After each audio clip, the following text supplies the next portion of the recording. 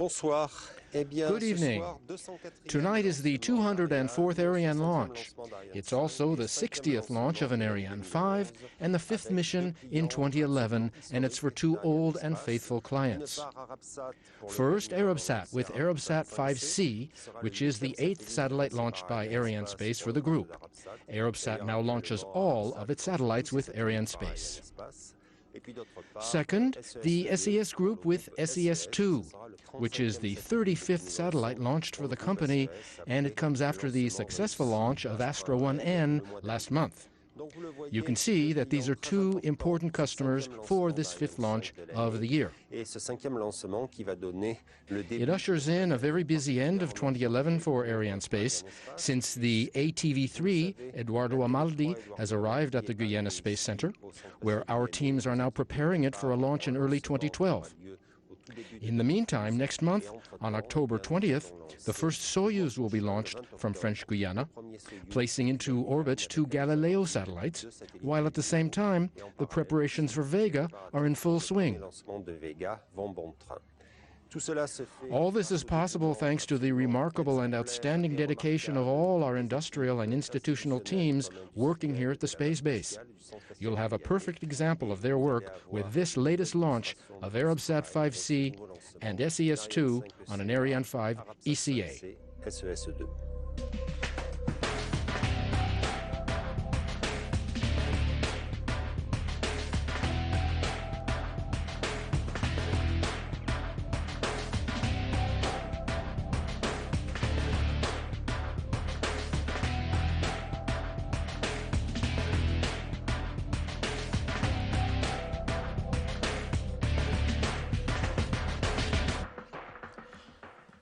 Greetings, everybody, wherever you may be, and welcome once again to Kourou, the home of the Ariane family, for tonight's live broadcast of Arianespace flight number 204.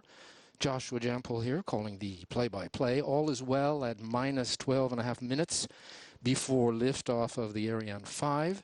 We are counting down on time and on schedule for the 5th Ariane 5 mission of this year, the 60th Ariane 5 to fly, and the 204th Ariane mission since the program began way back in 1979. Our two passengers tonight, Arabsat-5C and SES-2, making for another international launch, an Ariane specialty, as you know. We are coming to you, as we always do, live from the Jupiter Mission Control Building in the heart of the Kourou Space Base. Jupiter is the nerve center of the spaceport. Lots of action here. But only one of the places where a lot's happening tonight. We'll be showing you some of them, so we hope you'll stay with us for the next hour or so. On the left, the green status panels are the real-time summary of the launch services provided by the base. We check them from time to time. We'll come back to them. For the moment, we like to open the broadcast by introducing some of the key players. Here in Arianespace's Flight Directorate, Jean-Yves Le Gall-Lussat, Patrick Loire, head of the Arianespace Kourou facilities, and Edouard Perez, the Chief Technical Officer, and the living technical memory of Arianespace. Should anything unexpected come up during the mission tonight, you'll see these gentlemen on the phones to their teams here at the base and back in Paris. Any big decisions that have to be made will be made by them. But for the moment, all is green, and we are counting down to liftoff of Arabsat-5C and SES-2. Every launcher has its own campaign, which lasts several weeks. We have a first film coming up for you now that shows you how Arianespace manages a launcher campaign. Launcher campaigns are directed jointly by the mission director and the launch site operations manager. The mission director's role is that of coordinator during the launch campaign. He is the link between the customers and the teams responsible for support and launcher activities at the spaceport. He is in constant contact with all these people, managers from the satellite side, the DDO or range operations manager in charge of the base, and the COL, who directs launcher preparation.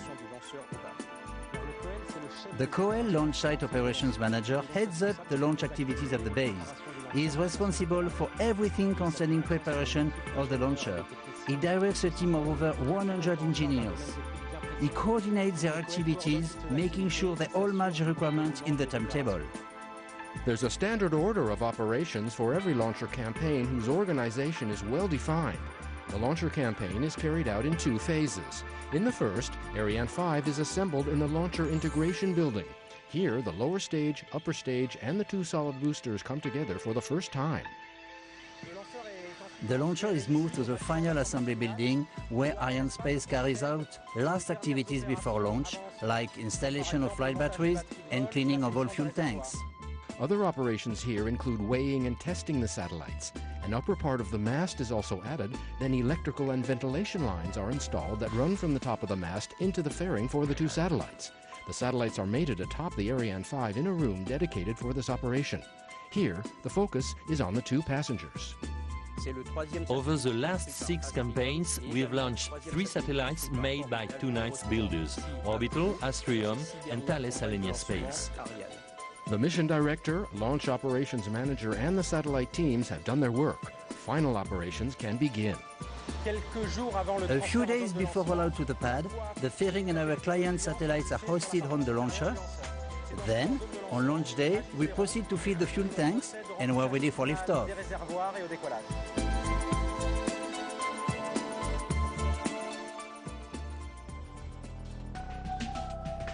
Outside, waiting.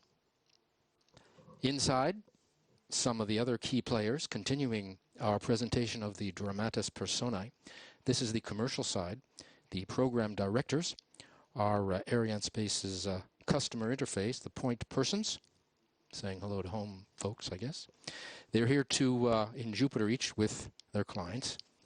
Arianespace offers customers a one-stop shop, a single interface from well before signature of the contract to well before after the launch. The program directors from Ariane, you saw them there, Tom Panazzo and Alex Mademba-C in the roles tonight. Hi to home again from the customers. The program director on the day-to-day basis meets with his customers, reviewing the status of their satellites. Big job. The launch window tonight, 84 minutes. The final countdown actually began at 6:15 this morning. A lot of these people have been here since then. We opened the broadcast for the final moments of the final countdown. 2 other key players, the mission director and Arianespace person, Didier Saïd, tonight. You saw him in the film. De DDO. Attention pour la séquence finale lanceur. Working with the DDO, you hear her voice tonight. She's calling out the milestones in the campaign. Top. H0 moins 7 minutes. And she just called out the 7-minute mark. The DDO, or Range Operations Manager, her name is Aimée Sip. She's the very first female DDO we've ever had. The green status panels again. Basically, they're a go, no-go, green, red resume of everything it takes to successfully launch Ariane. Green means okay, red means the opposite. It's very simple. We get a red in any one of these areas, we stop the countdown. But for the moment, we are rolling.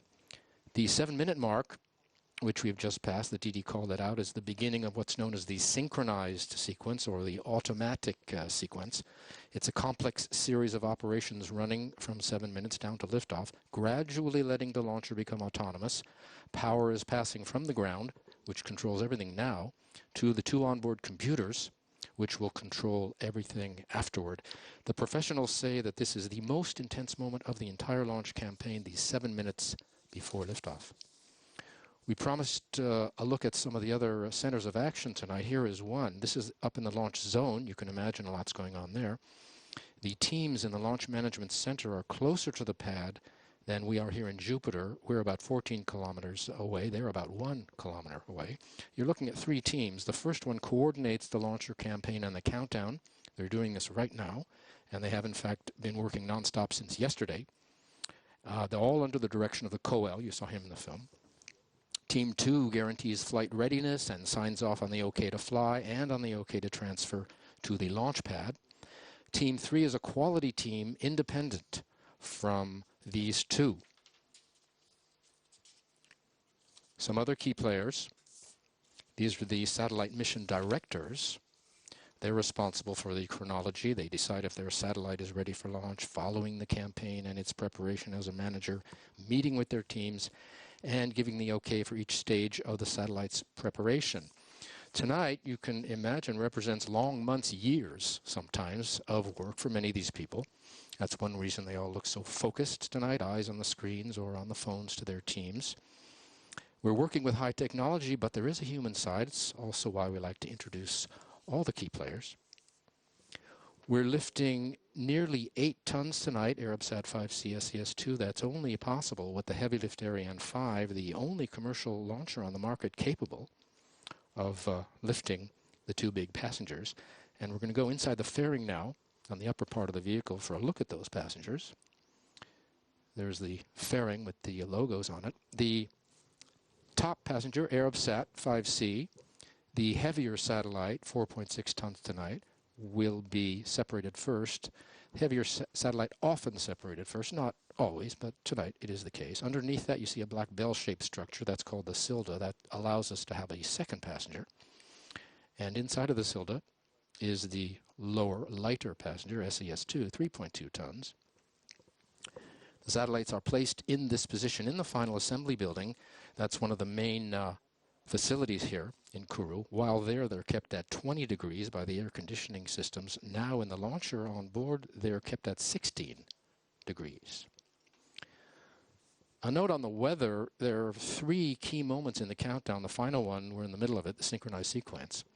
The first 2 concern the weather conditions. At T-minus 7 hours, we get a first weather check, and based on this, we decide whether or not to start the chill down of the cryogenic fuel lines. This is basically running cold water through the pipes so that later when the cryogenic fuel comes in, the temperature difference is not great. Then at T-minus 4.5 hours, we have a second weather check. This determines whether or not we fill the main cryogenic tanks. The reason being that the launcher has to be emptied of all its propellants if we don't fly, because if left too long in the tanks, they start to evaporate. Then Ariane has to be drained and cleaned and dried and refilled, and all that takes time. For example, if at T-minus 4.5 hours the weather check shows no sign of a possible launch, we don't fill the tanks. That's just one of the details about the launcher. A little more general, she stands 50 meters tall in 2 parts or composites. The lower composite includes the main cryogenic stage and the 2 boosters. And there is the upper composite, which includes the upper stage, a single engine, and of course the fairing and the 2 satellites, which you saw. And also the vehicle equipment bay, which is where all the computers and the navigation systems are housed. Standing 55 meters tall, I think we mentioned 31 meters, the height of the boosters. Take a look at the yellow bars in the middle of your screen there. At 2 minutes before liftoff, we want to linger on a shot of these cryogenic arms, also called the propellant feeder arms. They're going into the upper stage. You can see that there.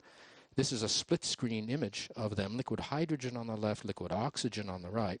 The upper stage needs to be filled right up to the last minute before liftoff. Why? Because the cold propellant evaporates in this heat. And when I say cold, liquid oxygen minus 160 degrees, liquid hydrogen minus 240 degrees. So they require a constant topping up. Those of you here tonight, or if you have been here for a launch, you know what I mean. The DDO, Amy Sip, will call out the 1 minute mark, and we'll be into the final 60 seconds. À tous de DDO, attention pour moins 1 minute.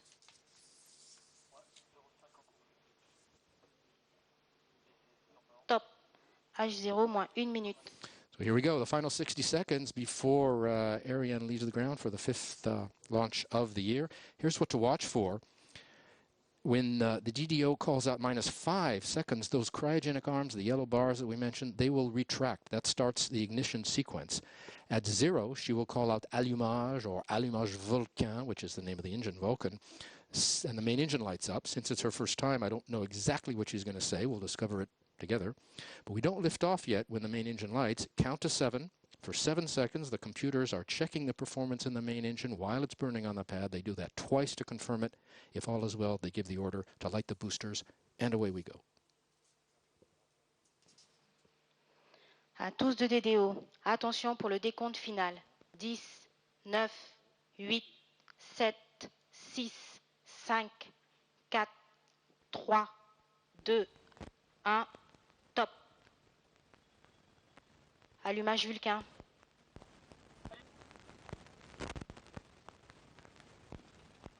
Allumage EAP. Décollage.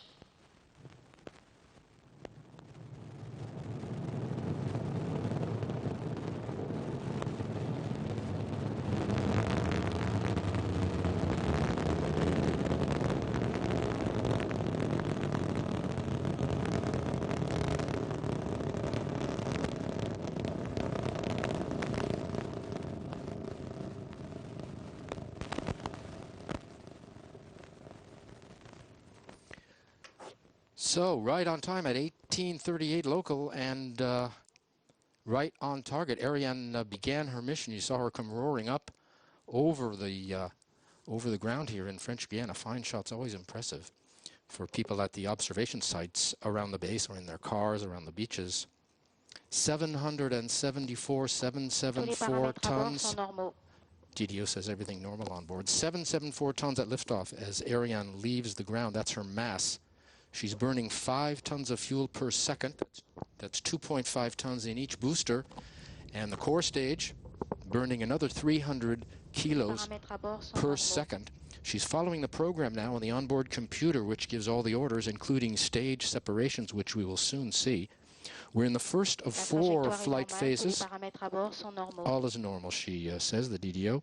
The first 3 flight phases are powered. The last is not. We'll describe each in turn and in detail so you can follow Ariane as she heads across the Atlantic, where she'll separate the 2 satellites once she gets over Africa and beyond. Right now, the first flight phase, the single Vulcan core stage engine and the 2 boosters are burning. The boosters will burn for just over 2 minutes each, another 20-30 seconds roughly. They are the first to be extinguished. You'll hear the DDO call out that milestone. The 3 powered flight phases, if you're anticipating, are right now the main engine with the boosters, then the main engine alone, then the upper stage. Then we have a final flight phase which is not powered, and we'll get back to that when it happens. Fine shots as Ariane leaving a trail of gold. And there, right on time, is the separation of the boosters at about 69 kilometers up. You can see them there flaming out. They're on either side of there's 1 point of light in the middle. That's the main engine burning. And the 2 boosters with the vapor trails are going to fall back 500 kilometers roughly from shore. Before the boosters are empty, their push diminishes, and the onboard computer senses this drop in acceleration and decides to separate them, and that occurs 1 second after the computer has detected this speed loss. Coming up next will be the fairing separation, but before that, on the upper left of your screen, you see the cursor crawling up to SEP-QUAF. I don't know if you can read SEP-QUAF. That's separation of the fairing. There are 2 lines there. One is the nominal trajectory, one is the actual trajectory. As long as they're one on top of the other, we're right where we should be. And we've had confirmation of the fairing separation, which occurred right as it should be. On the bottom left, look at the bottom 2 lines. A is your altitude, 120 kilometers. V, the velocity of the speed, 2.32 kilometers per second. This is a shot of what happens with the fairing separation. There's another half on the other side of the frame. The fairing is dropped at over 100 kilometers because it's done its job, which is to protect the satellites from Earth's atmosphere. More on the mission in a moment, but first, the latest news from Arianespace. On August 6, Arianespace successfully launched 2 new telecom satellites, Astra-1N for Europe and VA204 JCSat-110R for Japan, making 45 straight successes for Europe's launcher. Arianespace signed to launch Amazonas 3 for Spain's Hispasat group. The 6-ton telecom satellite will lift off on an Ariane 5 late next year or in early 2013. Arianespace also signed to launch 2 satellites for DirecTV with an option for 2 more. They will be orbited on an Ariane 5 in 2014 to serve the US and Latin America. September 15th, the European Space Agency and Arianespace announced a joint scientific mission Bepi Colombo, a photon probe that will explore Mercury. The launch is scheduled for July 2014 on an Ariane 5. It's an important step in our exploration of the solar system because after Mars Express, Venus Express and Huygens on Titan, we're going to visit Mercury now. Mercury is another member of our solar system that greatly interests scientists. We are going to be cooperating with Japan on the project. It's fitting that it be launched by an Ariane 5, since Ariane 5 has already launched Herschel Planck and the ATV-2, and will launch the ATV-3 next year, then Alphasat. So it also represents an important mission for Ariane 5, and with the coming of Vega and Soyuz, that makes for a full year. Top satellite industry executives met in Paris from September 12th to 16th at Euroconsult's World Satellite Business Week. Here, Jean-Yves Le Gall noted the 8 straight years of Ariane 5's service without a single launch failure and its #1 position worldwide. Everything is okay on board. We want to say hello to our friends at the Pentagon, taking the broadcast, in Newtown, Pennsylvania, the Orbital people, Orbital Sciences, and in Riyadh, our friends at Arabsat. Our altitude, 181 kilometers. Soyuz and Vega coming to the space base. Our next film now on the 3 members of the Ariane family.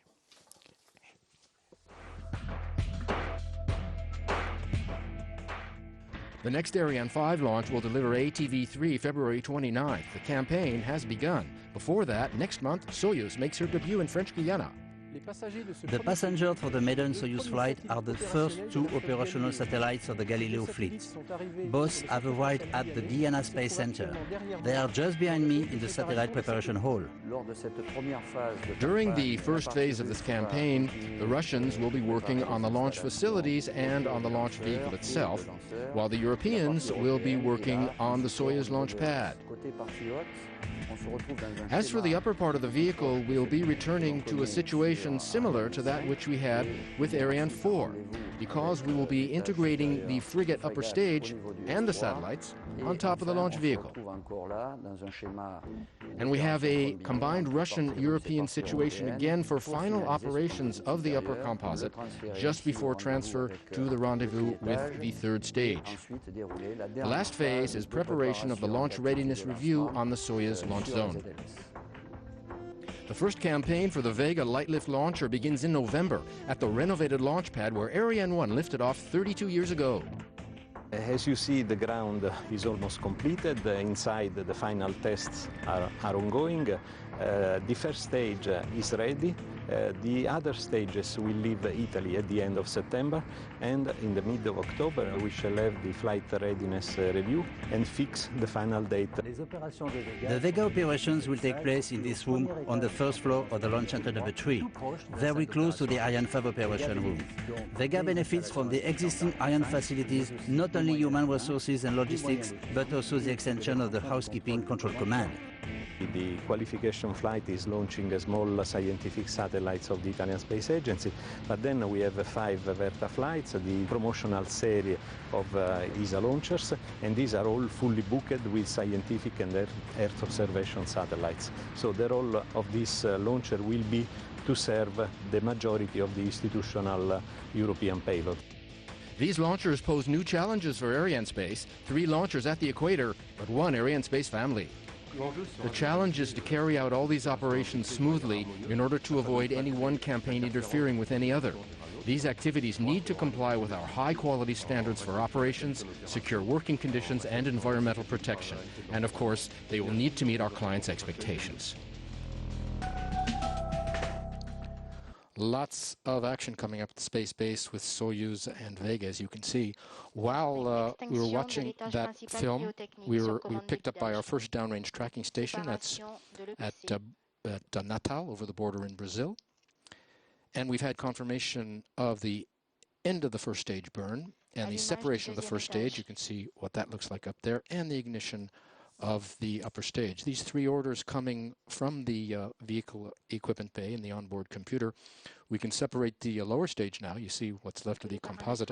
Another 14,000 kilos that we don't need. We're down, remember we had 774 tons of liftoff. We're down to about 26 tons now. And we're into the 3rd powered flight phase, the upper stage burning. You can see with the fairing gone on the right, the gold and blue box of Arabsat. We can turn to the satellites now. Our first film was on SES and its long association with Arianespace.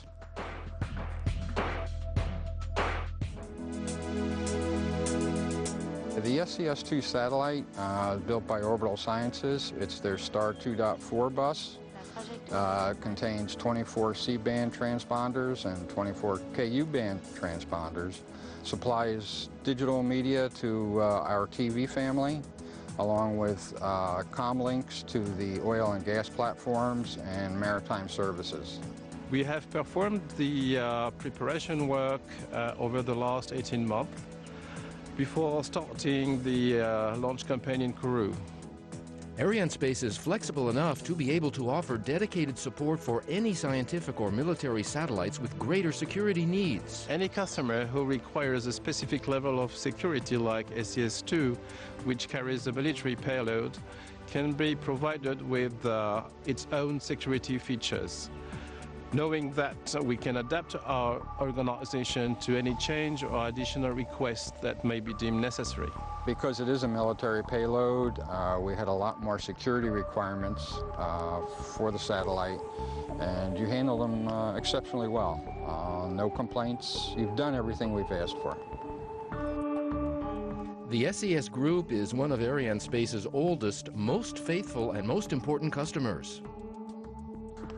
Been launching a long time here. For me, I'm probably going on my 20th year coming down, launching off Arianespace. We're very happy with them.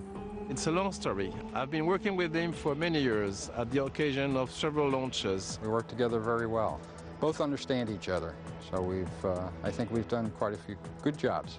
But we never forget that in our environment, professionalism comes first and takes precedence over any long-lasting, friendly relationship.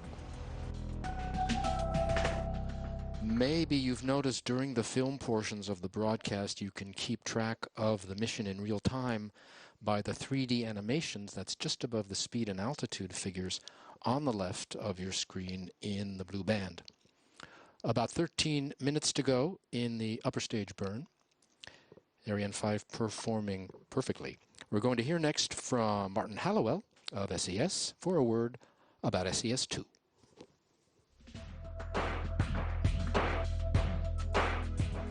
SES-2 is a hybrid C, Ku and Ka-band satellite. It's designed as a replacement for our current AMC-3 satellite, and it'll be operating from the 87 degrees west orbital position. It's part of our overall fleet replacement program for the United States. We're going to be using it predominantly for distribution of television signals to the various different customers that we have in the United States. And also, because of its easterly location over the US, we can use it also for telecommunications and data services into the Gulf of Mexico to the offshore oil installations and such like. It's the first payload that we've put in place for the US government. It's an experiment which the US government wants to actually fly on a commercial spacecraft. It gives them the opportunity to use a relatively low-cost path to space for experimentation, etc. In short, Arianespace, the service they provided to us has been excellent. We have a 100% success rate with them. It's part of our multi-launch agreement. It's the cornerstone of our multi-launch agreement. It gives us a guaranteed path to space. The professionalism and the passion which is exhibited by Arianespace is excellent, and we hope that they will continue for some time to come. And with the introduction of Soyuz over the coming years, we believe they will have a very, very interesting set of products for us. I'd like to thank Arianespace, as we've mentioned. I'd like to talk to the orbital people and thank them for the last 3 years of work which they've made. And last but not least, of course, the SES team that have worked so hard to make this launch success.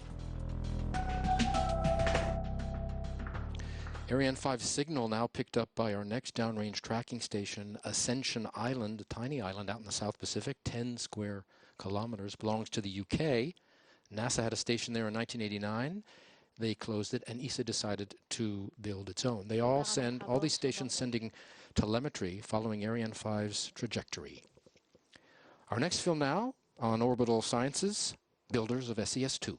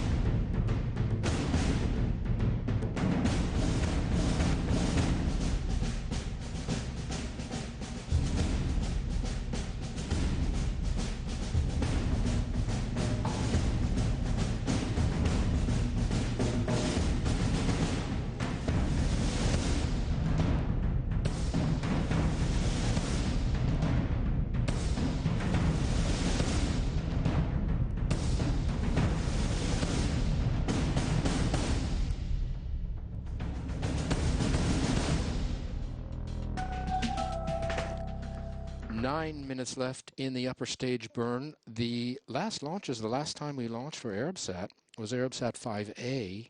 That was in June of last year, June 2010, flight 195. 4.8 tons, much like tonight's, built by EADS Astrium.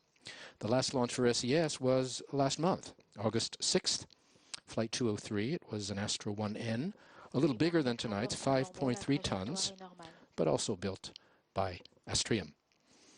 Arabsat and Arianespace go back a long way. We interviewed men from both sides to find out more about that partnership. Take a look. Arabsat-5C is a unique satellite because it hosts the Ka-band payload, which is the first payload ever in our fleet. By having this payload, Arabsat-5C will complement our satellites, all the satellites into orbit, and our customer will have a variety of services that they can choose from 3 orbital locations. The Arabsat-5C launch service agreement has been signed at the very beginning of 2009 and is quite atypical since Arabsat, Astrium and Thales are all customers of Arianespace. So basically, Astrium has designed the platform, Thales has provided a payload, and Arianespace will launch the all satellite for the end operator Arabsat. Arabsat is always looking for quality. And over the years, Ariane has demonstrated the quality by having consecutive successful launches. And that's why we are here with Ariane for the Arabsat-5C. This long and fruitful cooperation between the two companies started more than 25 years ago with the successful flight of Arabsat 1A on Ariane 3 in 1985. Arabsat will continue to expand and improves both the quality of service and the coverage area. A new generation of satellites called the 6th generation satellite is already in advanced planning stage, and the new contract will be awarded in the next few months. At the end, I would like to thank everyone who participated in the Arabsat-5C satellite and our best wishes and prayers for a successful launch. The composite picked up during that film by Libreville, that's our next downrange tracking station, that's on the west coast of Africa in Gabon. It will receive telemetry for about a quarter of an hour, and it will see the burnout of the upper stage. This is a station opened in 1986. Our first satellite, Arabsat, due to be separated in about 8 minutes. Our next film with their chairman, Khalid Balkayour.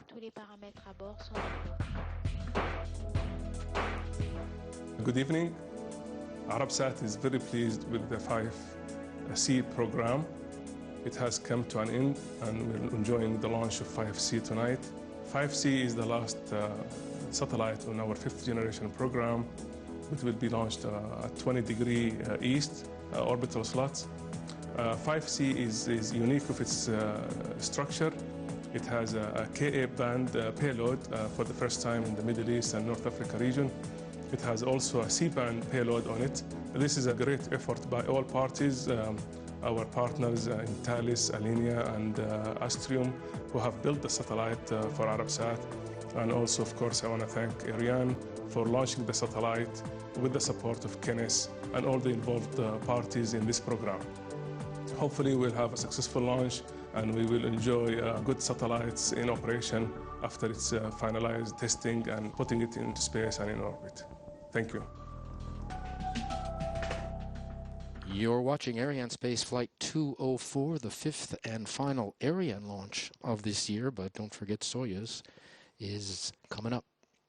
And next up in the broadcast, a word from Reinhard Sesnick, chairman of Thales Alenia Space, builders of Arabsat's payloads.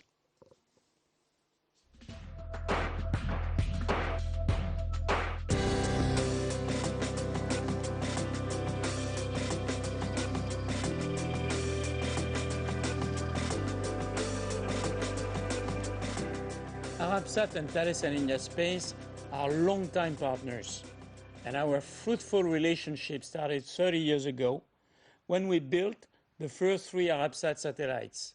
We have worked successfully together on all the Arabsat satellites ever since. So we are delighted to team up once again on this latest addition to the fleet. Arabsat-5C is very sophisticated. For the C-band mission, it will replace Arabsat-2B at 20 degrees east, which has far exceeded its expected lifetime.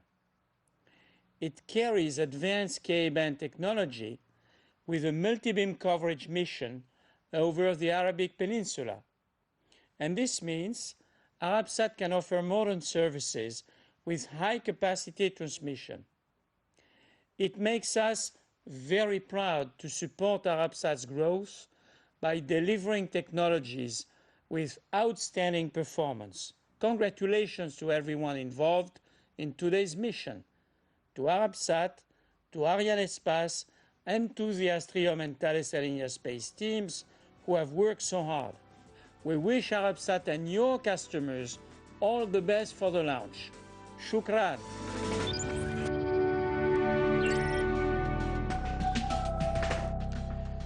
And we have been picked up during that film by our final downrange tracking station at Malindi, the east coast of Africa station in Kenya.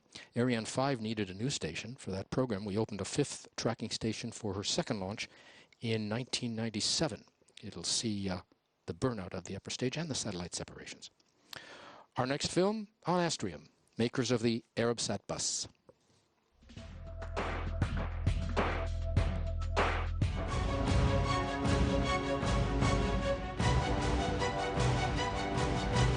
We are very proud that we deliver this satellite to Arabsat. It is the 6th satellite that we provide to Arabsat. Let's say the one Arabsat-5C is launched after Arabsat-5A, 5B last year, June in 2010. And 25th Eurostar 3000 satellite that we provide. This satellite is renowned for its excellent performance in orbit. It's a very, very innovative satellite. It is state-of-the-art. It will deliver a wide range of communication services for a very wide coverage, including the complete continent of Africa. We have been teaming on this project with our partner Thales Arianespace, and is a very, very strong partner in this program.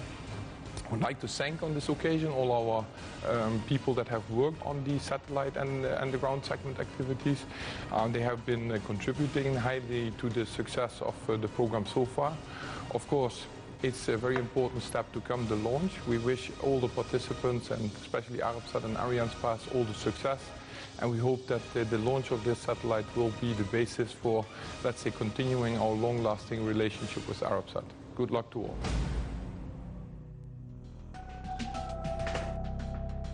We're coming up on the extinction of the upper stage. The satellites will be separated when the launcher is moving roughly between 8 and 9 kilometers per second. You can see on the bottom left, we're in that region now. This is also close to the speed at which the Earth turns, which is 10 kilometers per second, 36 kilometers an hour. Once they're released, the satellites can get to that speed and to their proper altitude by firing what's known as their apogee motors, which occurs shortly after separation, a few days later. And once at this speed, they can produce coverage over a specific geographic area because they're in what is called a geostationary orbit. They appear to hover over one region, but they're actually flying at the same speed of the Earth. The upper stage engine has been shut down. You heard the DDO call that out. That's the command, again, given by the onboard computer. We're in the 4th and final flight phase now. No more propulsion, no more power. You see Arabsat on the right. The black bell-shaped structure is the Silda, which houses SES-2, and below that the white band is the vehicle equipment bay. Ariane 5 has reached her maximum speed. It was 9.37 kilometers per second. The figures on the screen come with a little bit of a delay. In this phase, which is also called the space ballet, we'll have more on that in a minute, the launcher will actually lose speed. You know, this is normal. By the time she separates Arabsat-5C in about 2 minutes, she will be moving at just over 9 kilometers per second. At the Silda separation, 8 kilometers per second, and for SES-2, 7.8 kilometers per second. Separation marks an end as well as a beginning, of course. It's the end of the launch vehicle mission for the satellite, but it marks the start of the satellite's own life. The satellite, to give you an idea, basically a cylinder. It's fixed on an adapter by a clamp, and the separation is triggered by the clamp, which is cut, and this frees the satellite from the adapter and releases 8 springs which push the satellite forward. You'll see that in just a minute. The satellite moves away from the composite, and this activates 2 switches signaling the separation. This information is transmitted to the ground, and it's this information that we'll get in just a few minutes for Arabsat-5C at 27 minutes and 21 seconds. You can see how the composite is being spun around in the direction to release our first passenger, Arabsat-5C. Arabsat, this is the 8th satellite launched by Ariane. Of the first 7, they were all double launches. They flew with, the Arabsats flew with satellites from Brazil, Japan, Turkey, Malaysia, the UK, the US, and South Korea. And Arabsat-5C is the 71st satellite launched by Ariane, built by Austria. And there's a separation, the first good news, of Arabsat-5C. You see how that happens? The spring's pushing it away from the mothership. There's the first good news. You notice the people in the hall here very politely holding their applause until separation of our second passenger, SES-2, which will happen in about 8 minutes from now. So Arabsat beginning her life. In about 4 minutes, she'll be acquired by Riyadh. That'll be the first acquisition. Phase d'orientation au profit du système de lancement double Ariane. And then there will be the solar array deployment and all the other elements of the early operations phase. But a bit more on that from on the LEOPS activity from Arabsat themselves. The LEOP activities is considered one of the critical of our mission, and we trust our technical team along with our partners to take the satellite from the launch separation up to the orbital location where we'll do the IoT testing, and that will be at 34.5 degrees east. Then the satellite will come into service. Hopefully before the end of this year, Arabsat will formally give an announcement through its website. So the satellite will be in service by the end of this year. The space ballet. We mentioned that the upper stage has a dual role, propulsion and ballistics. The propulsion part is over. She is carrying out her second role now. We are coasting. Remember, we're out of our powered flight phases, but that doesn't mean that nothing is happening because the composite is being maneuvered and spun, you can see it, in a series of 20 operations, which range in time from a few seconds to about 4 minutes. We have to separate the first satellite in one direction, then the Silda in a second direction, and finally the other satellite in yet a third direction. All this done by the attitude and control system using small thrusters to perform these maneuvers. You can see them popping on and off there on the screen in the white gas. They have already oriented the composite in the directions required for the first satellite, then separated it, Arabsat-5C. They have now started a second series of moves to orient and separate the Silda, that's the black bell. And finally, they'll do the same thing for the lower passenger, SES-2. They can move the composite in any direction, yaw, pitch, roll. And this is how the upper stage, in this ballistics phase, performs all these attitude maneuvers to separate the spacecraft and the Silda in the most precise spot exactly where they should be. They like to call it a space ballet in the trade. It's not a bad description. While waiting for separation of the Silda, I think we have time to go to the quiz question. If you want to take a minute and compose yourselves, get ready for the quiz question. Arianespace question number 204. Are you ready? The quiz question concerns Orbital Sciences Corporation. See if anybody at OCS or Arianespace can get this one. It's pretty easy, I think you'll find. Here we go. SES-2 is the 20th satellite built by Orbital to be launched by Ariane. Of the first 19, there was one that did not have the orbital name on it. Can you provide the name of that company which later became part of Orbital, or of the satellite, or of the mission? That clear? Give it to you again. Ariane quiz question number 204. Of the first 19 Orbital-built satellites to be launched by Ariane, there was one that didn't have Orbital's name on it. Can you give us the name of that company which later became part of Orbital, or the name of the satellite, or of the mission.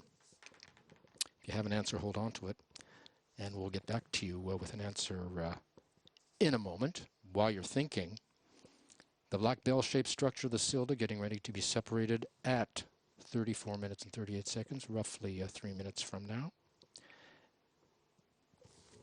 In the meantime, we're going to go over to Rick Starkovs of SES to give us an idea of what happens when his satellite is separated. Yeah, after separation of the spacecraft, one of the first things to do is to make sure the ground antenna can locate and lock onto the spacecraft. Then we begin the procedure of initializing the spacecraft, and eventually over the next days, the team will be doing orbit raising and then deployments. Once all the deployments are complete, the satellite platform will be tested and the payload will be tested. SES-2 will enter service at the beginning of November. So this will be following the orbit raising activities, the deployments, the bus equipment testing, and the payload testing. All that takes about that much time, so we'll be ready at the beginning of November. So the space ballet continues up there. What's left of the composite positioning itself for the second time to release the Silda. Ariane 5 is still slowing. You can see her speed at separation of the Silda in about 2 minutes will be 8 kilometers per second. After the Silda separation, it'll be SES-2's turn. About a minute later, SES and Arianespace have another long relationship going back 20 years. We heard all about that. SES-2 also contains something called CHIRP, C-H-I-R-P, which means the commercially hosted infrared payload, which has been specifically designed to meet the U.S. government's experimental requirements. You heard about that from Martin Halliwell earlier, and you saw the U.S. Air Force logo in the orbital film at around 11 minutes. That's one new item. Another, this was just announced on September 9th. SES Astra and SES World Skies are now one company.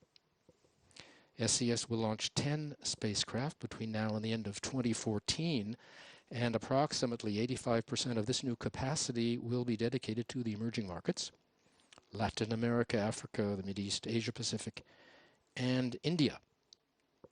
SES today transmitting nearly 6,000 TV and radio channels around the world, more than 1,000 of them in HD, high def. 47 satellites in the fleet, reaching into nearly 250 million homes. The Silda separation coming up in about 15 seconds, roughly. There are 6 versions of this structure, from 4.9 to 6.4 meters in diameter. We're using the biggest one tonight, weighs about 450 kilos. The Silda lets us carry a second passenger. This system has been used over 100 times in the Ariane program. I think tonight is the 105th. And the first was way back in 1982 on an Ariane 1, I should say, Flight 5. Du système de lancement double Ariane. And there is the separation of the Silda, coming right on time. You see the same system pushed away from the mothership by Manœuvre d'orientation au profit de SES-2. By the springs. Silda separation coming right on time at about 2,477 kilometers altitude. With it gone, we're down to our second passenger, SES-2, which weighs 3.2 tons. The vehicle equipment bay, that's the white band on the top, 1 ton. The empty upper stage, empty of its fuel, and the adapters, in all, something roughly like 9 tons. The weight to power yield in this sort of a launch system we're using, something like 1%, right? Meaning the Ariane 5 launcher weighs roughly 100 times more than the satellites she carries once they're in orbit. You remember our mass at liftoff was 774 tons, and the combined weight of the satellites is 7.8 tons. We are a few seconds away from separation of SES-2, our second passenger. What's the mood down there? Well, here in Jupiter, everyone very focused. SES-2. And there's the second good news.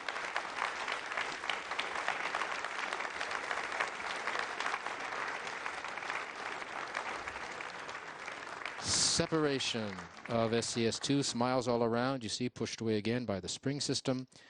SES-2 beginning her life for the SES group. In about 11 minutes, she'll be picked up by Perth down in Australia. That'll be the first acquisition. The apogee motors, remember, to get her up to her final position coming on the 3rd, 4th, 6th, and 8th days.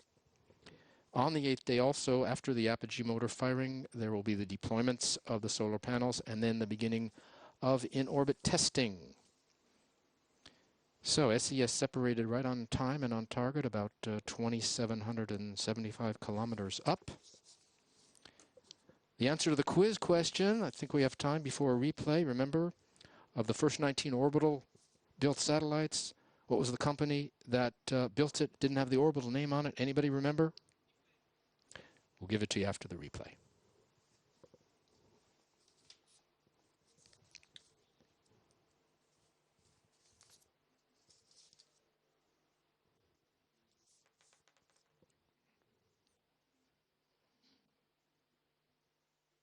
Well, those fine shots allowing you to relive the emotional moments that we went through about 50 minutes ago. The name of the company who had its name on that satellite, of course, Fairchild. Orbital bought Fairchild Space and Defense in 1994 from Matra, I believe. And the satellite, Topex Poseidon, the NASA CNES Sea-Watch satellite launched by an Ariane 4 in August 1992, Flight 52. So congratulations to all of you who got that answer right. Give yourselves a round of applause, and we may have a second replay for you. Now, I think we won't have time because we're going right to the speeches. Jean-Yves Le Gall will be first to speak, and we'll be hearing from our passengers as well. The next voice you hear will be Jean-Yves Le Gall. As you've just seen, this 60th launch of Ariane 5 just placed into orbit, a geostationary transfer orbit, Arabsat-5C and SES-2, and I'm extremely pleased because it is the 56th success in a row for Ariane 5. And you know that this summer our competitors had some problems, and this shows that once again our launcher is the most reliable in the world by far. So first I would like to talk to our clients, because this success came after several postponements, and I want to apologize about that. But the chronology and the flight went well, and this shows that we did exactly what had to be done, given the circumstances that we went through. So I would like to thank you all for that. Arabsat-5C.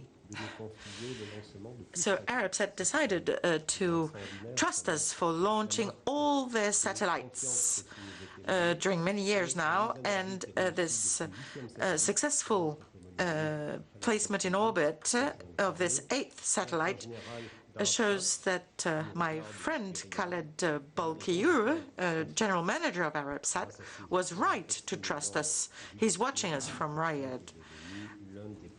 And thanks to his very wise choices, Arabsat has now become one of the first world operators, and I would like to congratulate him for this wonderful success. SES-2, it is the 35th satellite that was given to us by the CS group, and I am particularly proud by the loyalty they've showed us during more than 20 years.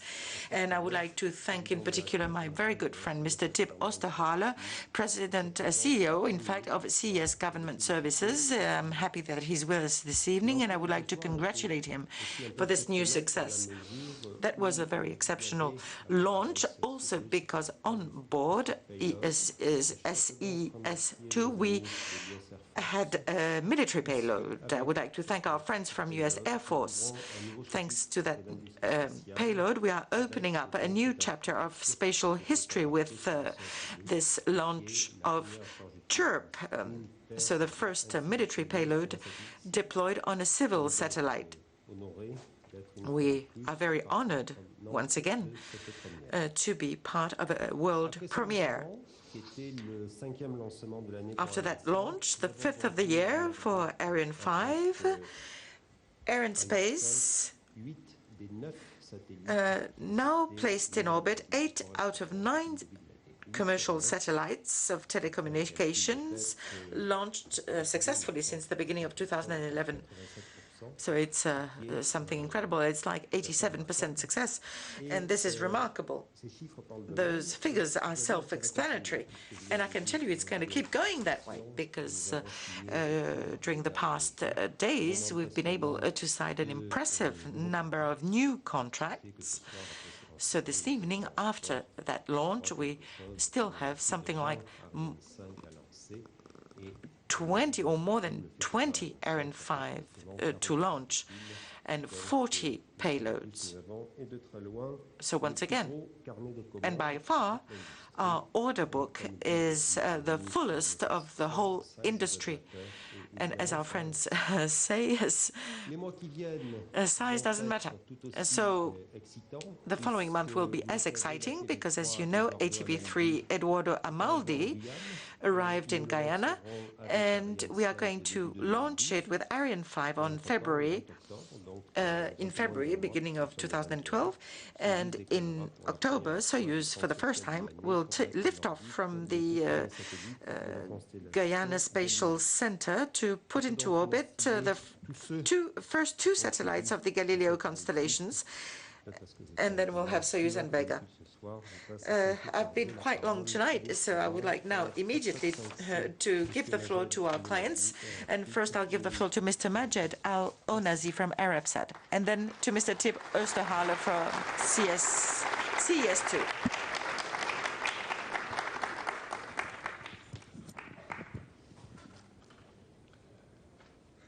It is my privilege on behalf of the Arabsat organization to thank Arianespace and Kines for this successful launch.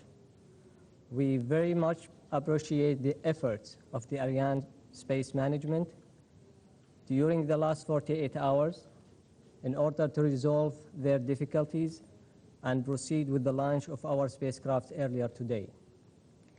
I would like to add, on behalf of Arabsat, that we fully understand the reasons behind the last two postponements, and we fully support their efforts for the better future prospects of Arianespace. I would like to extend the many thanks to the launch team of Arianespace and all personnel who contributed to the launch campaign, which ended with this successful launch. I would like to thank the management and engineering staff of Astrium and Thales for their patience during this launch campaign. The work continues for them right now for the LEO operations and the IoT later on. Finally, I would like to thank and congratulate the chairman of Arabsat and the board members. Also, I would like to thank and congratulate Arabsat President for his support and faith in me to represent Arabsat in such an important event. Congratulations to Arabsat management and staff members who worked to make this project a reality. We wish Arabsat to go from strength to strength with bigger and better satellites. Thank you and congratulations.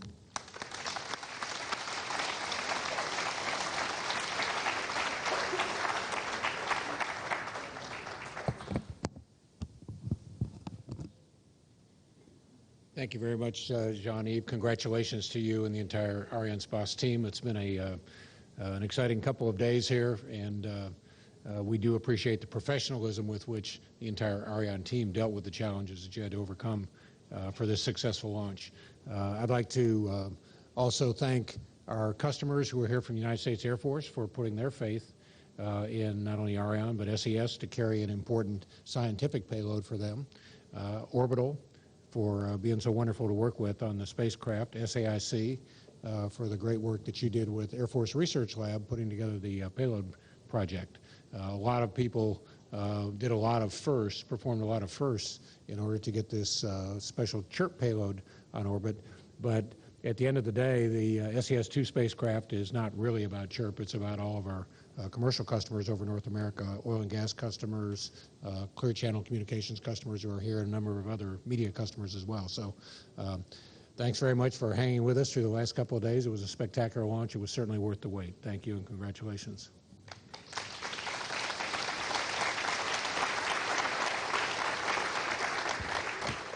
Très bien. Écoutez, merci. Donc, well, thank you. Thank you so much. I've realized that it's the 50th time I make this speech after a successful launch, but it's slightly different today or tonight because I usually asking you to meet us again for a future Ariane 5 launch, whereas this is, we have another appointment on the 20th of October. It will be a Soyuz launch that will put into orbit the first 2 satellites of the Galileo constellation. So it will be a great day for us all. Congratulations. Thank you very much. A good evening, and we'll meet again on the 20th of October. Well, smiles all around. Jean-Yves Le Gall and the customers congratulating each other. Handshakes, the cigars will be forthcoming, and the champagne. And on a final replay, we will leave you. That'll do it from us. The big news from Kourou: Ariane 5 has once again delivered 60 Ariane 5 launches, 46 straight successes for Ariane 5, 8 straight years without a launch failure. The next Ariane 5 is for the ATV-3. That's early next year. Vega's first flight early next year as well. But the next launch, as Jean-Yves Le Gall mentioned, Soyuz maiden voyage from French Guiana, the 20th of October, a space first. We're sure you want to be part of that. Until then, Joshua Jampel, on behalf of everyone here at the Space Base, saying thank you for being with us. We hope you enjoyed it, and we look forward to being with you next time. Good night, everybody.